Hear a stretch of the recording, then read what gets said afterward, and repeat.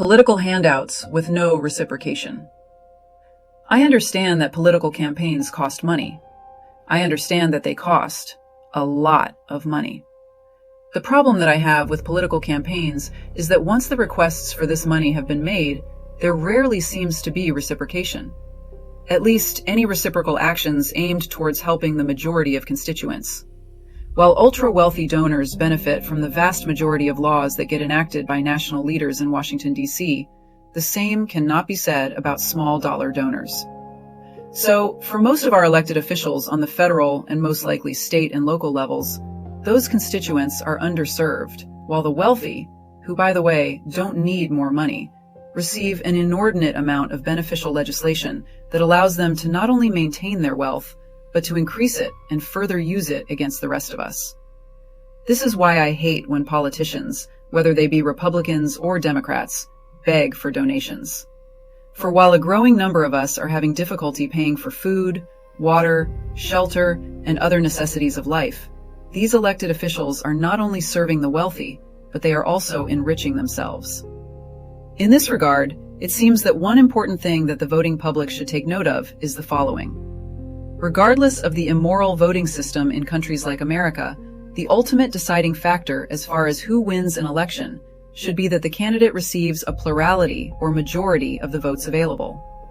No matter how much money Supreme Court decisions like Citizens United allow to be surreptitiously donated to a campaign, the outcome should still be one in which the majority of voters benefit.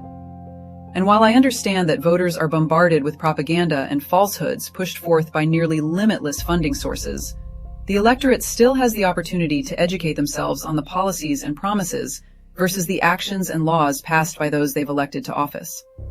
In other words, people can research a politician's campaign promises and then compare those promises to the actual policies and laws written, supported, or passed by their politician of choice. Then it is a simple matter of comparing those things to what their elected official has actually done while in office. And on a broader scale, the voters can simply look at the world in which they live and compare that to the things that their elected officials say and do. If there is a divergence between said candidate or elected official's rhetoric and reality, that candidate or elected official should not win re-election.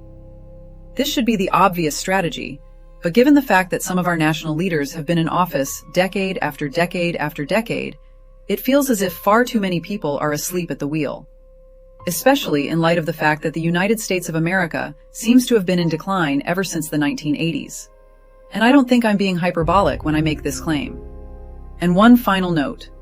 If the American voter were truly awake, they would realize that third-party candidates have for years and years had a better shot at getting elected than either a Democratic or Republican candidate. This is simply true because over 40% of voters in America identify as independent. This percentage beats the 20+% who identify as Democratic, as well as the 20+% of voters who identify as Republican.